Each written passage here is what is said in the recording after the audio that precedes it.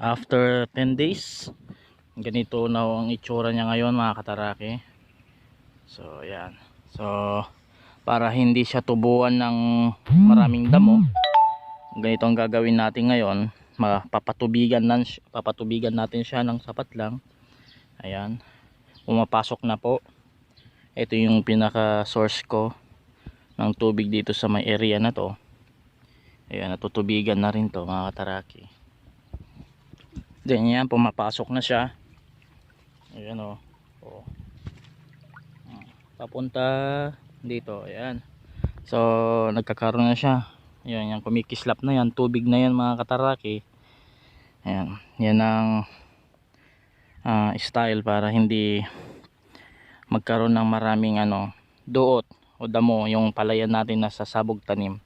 Kasi pag sabog tanim talaga mga kataraki, FYI sa mga kapwa kong magsasaka, yan po yung isa sa mga kalaban natin, mga sabog tanim. Mahirap puksahin po ang damo pag madamo yung area ng ating palayan. Kaya mas maganda after 10 days lalaumin o lalagyan na natin ng tubig para hindi na siya buwelo o makatubo. Yung mga nakatubo o makakaligtas man, na lang, alalayan na lang natin yan ng spray. Yan, so yun ang itsura niya po. 10 days na po ito. Ang aking tanim ay RC10.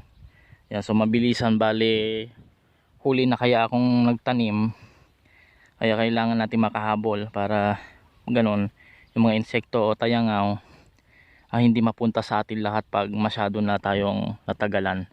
Kaya makakasabay pa siya tulad nun sa dulo na yon. Yun, nasa nata yan, 30 days. Pero makakahabol pa tayo dahil 90 days lang po ito yung binhi na ginamit natin mga taraki.